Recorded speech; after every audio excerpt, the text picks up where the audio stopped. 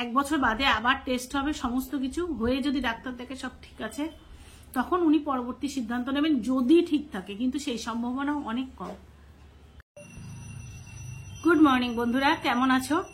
আশা করি সবাই খুব খুব খুব ভালো আছো। আর আমি আগের থেকে বেশ আছি। পায়ের ব্যথাটা এখনো কমেনি, বিছানা থেকে নামতে পারছি না, কিন্তু মানে ম্যানেজেবল। যেমন 2 দিন খুব কান্নাকাটি করেছি, ব্যথা সহ্য করতে পারছিলাম না, সেই হিসাবে ম্যানেজেবল। তো ভাবলাম নড়াচড়া যখন করতে পারছি না, ফ্যামিলির কাজ তো সেভাবে করতে পারছি না, ঘরদোরের কাজ, তা ভাবলাম যে কিছুটা অন্যভাবে আজকে ব্লগটা তোমাদের সাথে শেয়ার করি। কারণ প্রতিদিন প্রচুর প্রচুর বন্ধুদের কমেন্টস পাচ্ছি, এবং এত ভালো ভালো কমেন্টস করছো তোমরা, যাতে আমার প্রতিদিনে বলতে পারো একটা আলাদা রকমের ইন্সপিরেশন। তোমাদের এই কমেন্টসগুলো পড়তে আমার খুব ভালো লাগে, এবং মানে এগুলো আমাকে আলাদাভাবে উৎসাহ যোগায় নতুন করে ব্লগ নিয়ে ফিরে আসতে। আর সেই জন্য এত অসুস্থতার মধ্যেও আমি কিন্তু চেষ্টা করছি ব্লগটাকে কন্টিনিউ করার। সেটা 2-1 দিন ছোটও হয়ে যাচ্ছে, কিন্তু ব্লগ কন্টিনিউ কিন্তু করছি। তো প্রথমে আমি কয়েকজন বন্ধুকে ধন্যবাদ জানাবো, যারা রেগুলার বেসিসে আমাকে ভীষণভাবে উৎসাহ দান করছো। এবং যদি কারোর নাম মিস হয়ে গিয়ে থাকে, কারণ একটা ব্লগে তো অনেকের নাম বলা সম্ভব নয়, তো অনেকের নামই মিস হয়ে যাবে, তো তাদের আমি পরের ব্লগে শেয়ার করবো তাদের নাম। তো প্লিজ তোমরা কেউ রাগ করো না, আর বন্ধুকে ভুল বুঝো না। আমি যেরকম তোমাদের বন্ধু ছিলাম সেভাবেই আছি, প্রত্যেককে সে একই রকম ভাবেই মানে ভালোবাসছি। শুধুমাত্র একটা ব্লগে সবার নাম শেয়ার করা সম্ভব নয়, তাই। তো আমি নামে আসছি, তার আগে বলি যে এই কয়েকদিনের মধ্যে আমার 1K সাবস্ক্রাইবার পূরণ করার জন্য আমি আমার সকল বন্ধুদেরকে আন্তরিক ধন্যবাদ জানাই, এবং অবশ্যই আমার আন্তরিক কৃতজ্ঞতা জানাই। আমার 1K সাবস্ক্রাইবার এত তাড়াতাড়ি পূরণ করে দেওয়ার জন্য প্রত্যেকের কাছে আমি আন্তরিকভাবে কৃতজ্ঞ। তো এবার আসি সেই বন্ধুদের নামে যাদের জন্য আমার এত সহজে 1K সাবস্ক্রাইবার পূরণ হয়েছে। এবং এই মাসে বেশ কিছু মানে শেয়ারও হয়েছে, তোমরা প্রচুর পরিমাণে শেয়ারও করেছো, অনেক বন্ধুরা শেয়ার করছো আমার ভিডিও, এবং লাইকের পরিমাণ বেড়েছে, কমেন্টসের পরিমাণ, অর্থাৎ আমার ভিডিওর এঙ্গেজমেন্ট বেড়েছে। এগুলো সমস্তটাই তোমাদের জন্য, এবং এই কারণে আমি হয়তো রেগুলার বেসিসে ভিডিও আনতে পারছি, ইচ্ছা করছে দিতে। তো নামগুলো একটু দেখি। মহুয়া চ্যাটার্জি, শুক্লা মিত্র, আচ্ছা সবাই অবশ্যই একটু ভুল বললাম, মহুয়া চ্যাটার্জি দি, শুক্লা মিত্র দি, মৌসুমী দি, সুমিতা দে দি, সুদীপ্তা কর দি, সোমাশ্রী হর দি, সুতপা ঘোষ রায় দিদি, ইতা বর্ধন দিদি, ফারুক হাওলাদার।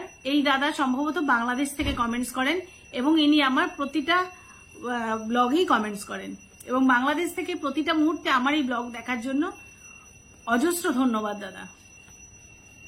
সোনালী সার্নাল দিদি, বৈশালী ভট্টাচার্য দিদি, এবং গৌরব দে দাদা। এই দাদাও আমার প্রতিটা ব্লগ দেখেন এবং প্রতিটা ব্লগে কমেন্টস করেন, এবং দাদার নিজের জীবনেও খুব কষ্টের একটা স্টোরি আছেন, যেটা দাদা আমার সাথে শেয়ার করেছেন। কারণ দাদার বাড়িতে দাদার দিদি ছিলেন, একই ধরনের পেশেন্ট, এবং সেই জন্য এই দাদাও আমাকে দিদি বলেই ডাকেন। তো আপনারা প্রত্যেকে আমার পাশে অ্যাক্টিভলি এই কদিন থাকার জন্য আমি চেষ্টা করেছি আমার ব্লগগুলোকে কন্টিনিউ করার, এবং শুধু আমার পাশে থেকেছেন তাই নয়, আমার পরিবারের পাশে থেকেছেন, সমানভাবে সাপোর্ট দিয়েছেন আমার পরিবারকে। দাদাকে প্রতি মুহূর্তে উৎসাহ জুগিয়েছেন যেন পরিবারকে তিনি হাসি মুখে ধরে রাখতে পারেন। সেখানেই শেষ নয়, আমার মাম মিঠিকে প্রচুর ভালোবাসা দিয়েছেন। তো আমি ভাবছিলাম যে আজকের ব্লগটা একটু, প্রতিদিন তো ঘরের কাজ বা শেয়ার করি, এখন যখন করতে পারছি না একটু অন্যভাবে মানে শেয়ার করি। তো প্রথমে বলি যে আপনারা প্রত্যেকে, শুধু এই কয়েকজন নন, আমি কয়েকজনের নাম মাত্র শেয়ার করলাম, আরো যারা আছেন আমি ডেফিনেটলি পরের ব্লগে শেয়ার করব। তো প্রত্যেকে প্রতি মুহূর্তে আমার সুস্থতা কামনা করে চলেছেন, প্রত্যেকে প্রতি মুহূর্তে। তো সেটা নিয়ে আমি আপনাদেরকে ধন্যবাদ জানিয়ে ছোট করতে চাই না, কারণ আপনারা যে সুস্থতা আমার কামনা করেছেন সেটা আমাকে ভালোবেসে করেছেন। তো সেই জন্য আমি আপনাদের ধন্যবাদ জানিয়ে ছোট করতে পারবো না। এইভাবেই আমায় ভালোবাসুন, আমি শুধু এটুকুই বলতে পারি। আরো কয়েকজন দিদিরা জানতে চেয়েছেন যে এই ধরুন অনেক সময় রান্না বান্নাগুলো শেয়ার করি, তো কিছু রান্না হয়তো একটু তেল দেখা যায়, বা এই ধরনের খাবার আমি খাই কিনা। তো না দিদি, আমি সত্যি এই ধরনের খাবার খাই না, কারণ আমার ডায়েটে আমি প্রতিদিন 3 টেবিল স্পুন তেলে সমস্ত দিনের রান্নাটাকে মেনটেন করার চেষ্টা করি। এবার কিছু কিছু রান্না যেগুলো দেখতে পান সেগুলো হচ্ছে বাড়ির সবাই তো অসুস্থ নয়, বাড়ির বাকিরা তো ভালো, তাদের তো আমার মতো এই এত ডায়েট মেনটেন করা সম্ভব নয়, প্লাস তাদের রোজকার রুটিনে এইটুকু তেল থাকলে তাদেরও চলবে না। তো আমি জেনারেলি 1 কাপ মানে ভাত খাই, 1 কাপ চালের নয় কিন্তু 1 কাপ ভাত খাই, মানে তার কোয়ান্টিটি একটা ছোট বাচ্চাও মনে হয় ওইটুকু ভাত খায় না, মানে রুটি খেলে একটা, আমি খেতে পারি না, মানে এখন আমার এমন একটা সিচুয়েশন আমি বেশি ভাত বা রুটি খেতে পারি না, তো আমার জন্য একটা তরকারি যথেষ্ট, আমি তার বেশি খাই না। তো আমি যাই রান্না করি না কেন তার মধ্যে একটা পদ রান্না করার চেষ্টা করি যেটা খুব লাইট হয়, তো সেই লাইট খাবারটা আমি খাই, আর বাকিগুলো বাড়ির পরিবারের জন্য। যেমন ধরুন প্রায় প্রতিদিনই ডাল দেখতে পান, তার মধ্যে মুসুরির ডালও থাকে, তো আমি কিন্তু সেগুলো খাই না, মানে বাড়িতে রান্না হচ্ছে মানে এই নয় যে সেটা আমি খাচ্ছি, বা বাড়িতে একটা একটু ভালো করে স্পাইসি করে মাছের ঝোল হচ্ছে মানে সেটা আমি খাচ্ছি। আমার যদি ছোট মাছ থাকলো, পাতলা মাছের ঝোল হলো, বা কোনো হালকা করে সবজি হলো, এই ধরনের খাবারগুলো আমি খাই, কিন্তু তার মানে এই নয় যে বাড়িতে একেবারেই রান্নাটা হয় না, হয় বাড়ির বাকিদের জন্য হয়। তো এটাই বলার। আর সাথে হ্যাঁ অবশ্যই চাটা, দুধ চা যেহেতু সকালবেলায় প্রত্যেকে আমায় দেখেন দুধ চা খাওয়াটা, তো হ্যাঁ দুধ চাটা আমি সকালে খাই, আর এই গরম পড়ার পরে আমি সন্ধ্যাবেলা চা খাওয়াটাও বন্ধ করে দিয়েছি, দিনে 1 টাইমই চা খাচ্ছি, আর সেটা সত্যি দুধ চা খাই। দুধ চা খাওয়াটা কিন্তু আমার বারণ নেই, কারণ আমার দিনে 100 ml দুধ অ্যালাউ আছে, তো আমি সেটা দুধ চায় কত ml খাই, 20 ml 25 ml, তার বেশি তো নয়, তাও মনে হয় আমি বেশি বলে ফেললাম, মানে আমি দুধটাও খুব কম পরিমাণে কম কোয়ান্টিটি দিয়ে দুধ চাটা বানাই। আর যেটা আমি তো এর মধ্যে বেশ কবার হসপিটালে ভর্তি দেখেছি, হসপিটালও কিন্তু দুধ চা দেয়, এবং আমি যে প্রতি সপ্তাহে 2 দিন করে ডায়ালিসিস নিতে চাই, এবং আমার তো মর্নিং শিফটে ডায়ালিসিস থাকে, তো আমি কিন্তু ওখানে কিন্তু দুধ চাটা দেয়। তো ডায়ালিসিস রুমে যদিও আমি খাই না, তার কারণ হচ্ছে যেহেতু আমি সকালবেলা বাড়ি থেকে চা বিস্কিটটা খেয়ে যাই, আমি আর ডায়ালিসিস রুমে গিয়ে আলাদা করে চা খাই না, কিন্তু ওখানে পেশেন্টদের জন্য দুধ চা লিকার চা দুটোই আছে, যে যেটা প্রেফার করবে তাকে সেটা দেওয়া হয়। এবং আমার যিনি ডায়েটিশিয়ান তিনি কিন্তু দুধ চা অ্যালাউ করেছেন, এবং খেলে দিনে একবারই খাই, অন্যবেলা হলে লিকার চা খাই বিকালবেলাটা।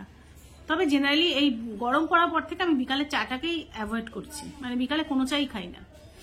তো এটা ছিল একটা কথা, আমি ডায়েটিশিয়ান যা দিয়েছে বরং আমার তার চেয়ে খাবারটা কমই খাওয়া হয়, আর সেই জন্য মাঝে মাঝে উইক লাগে, আমি তার জন্য বাড়িতে বকা খাই, কিন্তু ওভার ডায়েট করে আমি কখনোই ডাক্তারের বিরুদ্ধে যাই না।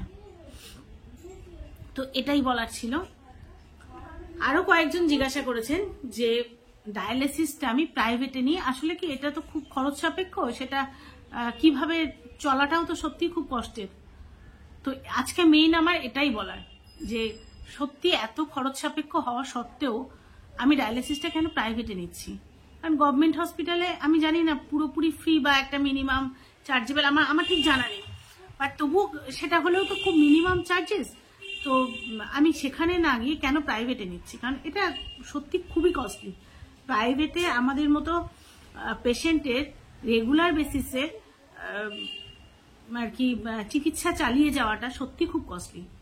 যাদের পরিবারে এই ধরনের পেশেন্ট আছে বা যাদের আশেপাশে আছেন, মানে যারা এই ধরনের টাচে আছেন, তারা জানেন এটা কতটা কস্টলি। তা সত্ত্বেও কেন আমি এই চিকিৎসাটা এইভাবে চালাচ্ছি? সত্যি কথা বলতে আমার 2018 শেষের দিকে আমার রোগটা ধরা পড়ে, কিন্তু প্রথম 6 মাস আমার খুব চিকিৎসা চলেছিল, সেখানে স্টেরয়েড চলতো, প্রচুর মেডিসিন চলতো, তারপরে একটা মিনিমাম জায়গায় আমার ওষুধ মানে রোগটা এসে দাঁড়িয়েছিল। তো সেখানে আমার ওই 3 মাস ছাড়া চেক আপ থাকতো, টেস্ট থাকতো, আর রেগুলার বেসিসে যেমন মেডিসিন ছিল এইরকম একটা চিকিৎসায় আমি 23 নভেম্বরে আমার ডায়ালিসিস শুরু হয়েছে, তার মানে অক্টোবর পর্যন্ত আমার চলেছে, অক্টোবর অব্দি চলেছে, কিন্তু আমার মেইন তার 23 জুলাই থেকে ডিটোরিয়েট শুরু করে, এবং তখন ডাক্তার বলে এবার ডায়ালিসিস নেওয়া স্টার্ট করতে হবে। সেটা আজ না কাল, কাল না পরশু করতে করতে তখন তো আমার 7 ক্রিয়েটিনিন উঠলো জুলাইয়ের দিকে, তারপরে সেটা বাড়তে বাড়তে যখন নভেম্বরে 9 গেল তখন তো আর উপায় নেই, তখন তো করতেই হবে। আসলে কি শুরুর দিকে একটু মানুষ ভয়ই পায়, একটু না বেশ ভয়ই পায়, ডায়ালিসিস হবে এটা শুনলেই মানুষের বুক ধুকটুখানি বাড়ে। তো সেই প্রথম থেকে এখনো পর্যন্ত আমার প্রাইভেটে চিকিৎসা চলছে, এবং এই প্রাইভেটে চিকিৎসা চলাটা সত্যি খুব মানে খরচ সাপেক্ষ, এবং এই 5.5 বছর চিকিৎসা চালাতে গেলে এরকম পেশেন্টের পরিবারের মানে দফা রফা হওয়ার মতোই অবস্থা হয়। তারপরেও টিল নাও আমরা চালিয়ে যাচ্ছি। তার একটাই কারণ, আমি যেটুকু শুনেছি, আমার পরিচিত কয়েকজন যারা হয়েছেন, আমি শুনেছি যে গভর্নমেন্ট হসপিটালে আর কি আমরা যে 4 ঘন্টা ডায়ালিসিস নিই, 4 ঘন্টা মানে 4 ঘন্টাই, 1 মিনিট কম করে না, 1 মিনিট কম না। তো 4 ঘন্টা ডায়ালিসিস পিরিয়ডটা কিন্তু গভর্নমেন্টে সবসময় চলে না, মানে ওটা হয়তো 2.5-3 ঘন্টা এরকম একটা করে। আর যেটা হয় সেটা আমি যে জলটা ইউজ করে, জেনারেলি প্রাইভেটে না খুব ভালো জলটা ইউজ করে, একটা জল মানে স্যালাইন ওয়াটার, যেটা আর কি ওই ডায়ালিসিসের সময় দেওয়া হয় ওই পাইপে, সেটা ভীষণ ভালো হওয়া দরকার, তা নাহলে ইনফেকশন হয়, শরীরে বিভিন্ন সমস্যা আসতে পারে। তো সেই জন্য আমার প্রাইভেটাইজেশনে যাওয়া, যে ওই তাছাড়া ওই সময় শরীর খারাপ হলে প্রচুর কেয়ার পাওয়া যায়। এই বিভিন্ন কারণগত কারণে আমার কিন্তু মানে গভর্নমেন্ট হসপিটালে না গিয়ে আমার প্রাইভেটাইজেশনে যাওয়া। তারপরে একটা টাইম শিডিউলের ব্যাপার থাকে, যেমন আমার একটা ফিক্সড শিডিউল করা আছে, আমি ভোর 6টা থেকে 6টার স্লটে, বাট আমার 6:30 7:45 হয়ে যায় শুরু হতে হতে।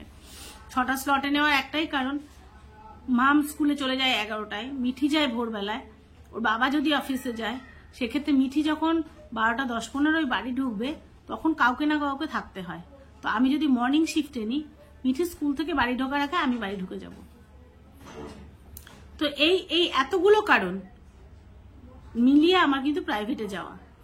আমি অনেককে দেখেছি ভীষণভাবে ইনফেকশন হয়, আর অবশ্য এটা শুধু যে ওই কারণে ইনফেকশন হয় তাই না, যে চ্যানেলের মাধ্যমে হয় সেই চ্যানেলটা মেনটেন করাটাও কিন্তু সাংঘাতিক কষ্ট সাপেক্ষ। যেমন আমার বুকে পামক্যাথ আছে, আমি যখন স্নান করি, তো স্নান তো অবশ্যই মানে পামক্যাথে কোনোভাবে জল না লাগে সেভাবে করতে হয়, খুব সাবধানে।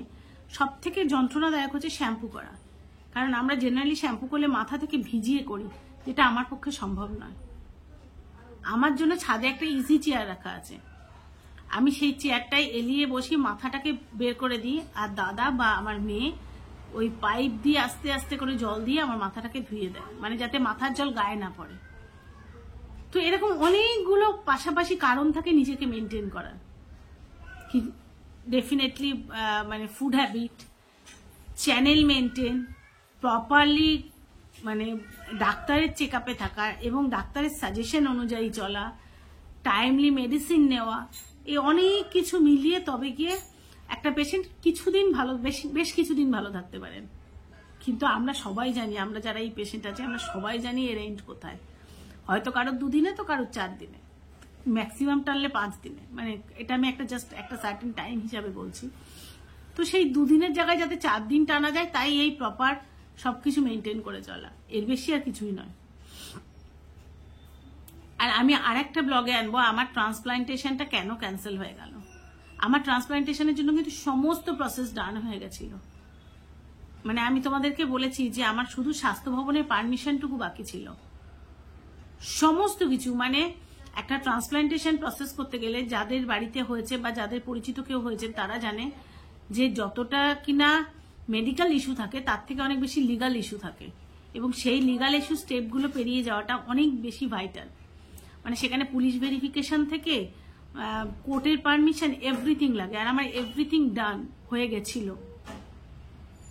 সব হয়ে গেছিল।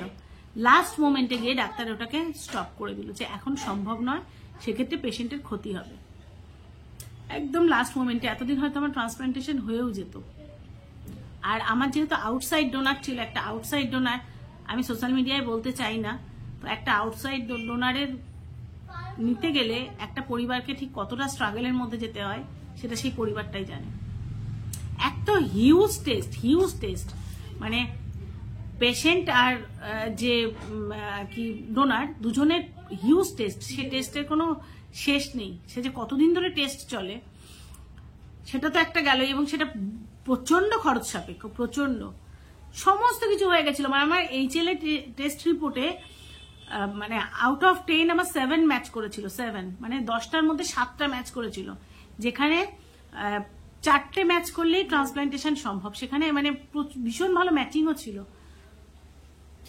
এত ভালো ম্যাচিং, ক্রস ম্যাচিং ভালো হয়েছে, HLA তে 7 মানে 70% ম্যাচিং, যেটা সে এত ভালো ম্যাচিং, সব কিছু হয়ে গেছিল। এবং এগুলো এছাড়া মানে প্রত্যেকের নিজস্ব টেস্ট, সব প্রচুর খরচ সাপেক্ষ।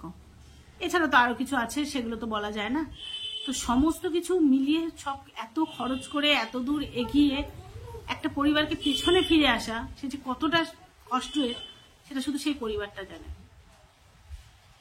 1 বছর বাদে আবার টেস্ট হবে, সমস্ত কিছু হয়ে যদি ডাক্তার দেখে সব ঠিক আছে, তখন উনি পরবর্তী সিদ্ধান্ত নেবেন, যদি ঠিক থাকে। কিন্তু সেই সম্ভাবনা অনেক কম, কারণ ডাক্তার বলেই দিয়েছেন যদি বেঁচে থাকি তখন গিয়ে উনি ওই সিদ্ধান্ত নেবেন। তো সেটা ভগবান জানে। আর যদি সেই 10 ভাগ পজিটিভিটি থাকা সত্ত্বেও যদি সেটা সম্ভব হয়, তখন ফিনান্সিয়াল স্টেবিলিটি কোথায় থাকবে আমি জানি না। মানে এই 5.5 বছর প্লাস 1 বছর 6.5 বছর এই সাংঘাতিক চিকিৎসা চালানোর পরে প্লাস একটা হিউজ লস, যেটা আমরা ট্রান্সপ্লান্টেশনের জন্য প্রায় 5.5-6 লাখ টাকা খরচ করে ফেলেছিলাম, সেই টাকাটাও বসে গিয়ে যদি ডাক্তার 1 বছর বাদে ট্রান্সপ্লান্টেশনের জন্য আবার সাজেশন দেন, আখেরেও আমরা সেটা কত দূর করতে পারবো জানি না। মানে এই এতদিনে যে সেটা মানে একই জিনিস, সেই জায়গাটা জানি না কি হবে। ঠিক আছে, চলো সেটা ভেবে লাভ নেই। এই মুহূর্তে দাঁড়িয়ে এইভাবেই চিকিৎসা চলছে, এবং সত্যি কথা আমি যেখান থেকে চিকিৎসা নিই ভীষণ ভালো, তাদের ভীষণ ভালো সাপোর্ট পাই, এবং আমার ডাক্তার তো সত্যি ভীষণ ভালো মানুষ। আমার কিছু পুরনো ভুলের জন্য আজকে আমি এই জায়গায় দাঁড়িয়ে আছি। তো ভুলটা সত্যি কি আমার, আসলে আমি কিন্তু প্রথম যখন আমার রোগটা ধরা পড়েছিল, আমি কিন্তু মানে ফ্রম ফার্স্ট ডে আমার ডাক্তার যেভাবে চিকিৎসা বলেছে আমরা সেভাবেই চিকিৎসা করে গেছি। কিন্তু শেষের দিকে যে প্রতি মুহূর্তে আল্ট্রাসোনোগ্রাফি, প্রতি বছর আল্ট্রাসোনোগ্রাফিটা করার দরকার ছিল, সেটা কিন্তু ডাক্তার আমাদের জানায়নি, বলেনি। উনি যে টেস্ট বলেছেন আমরা সে টেস্ট করেছি, তখন আমি অন্য জায়গায় মানে চিকিৎসা হতাম।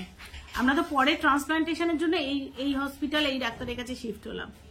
কিন্তু উনি যেমন ব্লাড টেস্ট করিয়েছেন, ইউরিন টেস্ট করিয়েছেন, তেমনি যদি প্রতি বছরে আমার আল্ট্রাসোনোগ্রাফি করাতেন, তাহলে হয়তো আমি দ্বিতীয় রোগটা আমার জীবনে এসে পড়তো না, আর এর মানে এতদিন আমার ট্রান্সপ্লান্টেশনটা হয়ে যেত।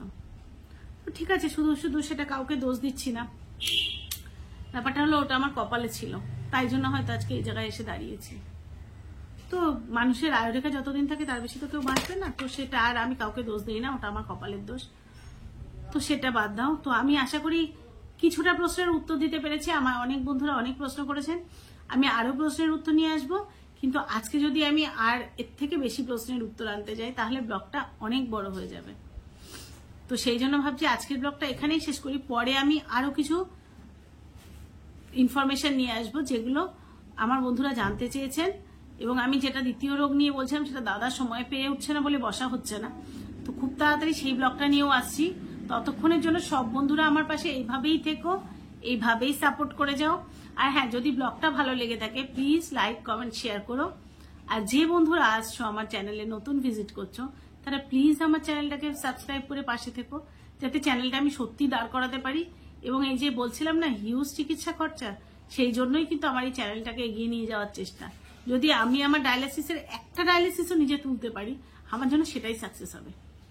একটা ডায়ালিসিসের খরচা যদি আমি নিজে তুলতে পারি, জানি না সেটা আদতেও কোনোদিন সম্ভব হবে কিনা, তবে সেইটার চেষ্টাতেই আপাতত আছি। তো সেই জন্য প্রত্যেককে অনুরোধ, প্লিজ আমার চ্যানেলটাকে সাপোর্ট করো, আমার চ্যানেলটাকে সাবস্ক্রাইব করে আমার পাশে থেকো। আর পুরনো বন্ধুদের তো কিছুই বলার নেই, কারণ তারা সত্যিই আমার পাশে আছে। তাই জন্য সবাইকে অনেক অনেক ধন্যবাদ। যে যেখানেই আছো সবাই খুব ভালো থেকো, সুস্থ থেকো। দেখা হচ্ছে পরবর্তী ভিডিওতে। ততক্ষণের জন্য সবাইকে টাটা।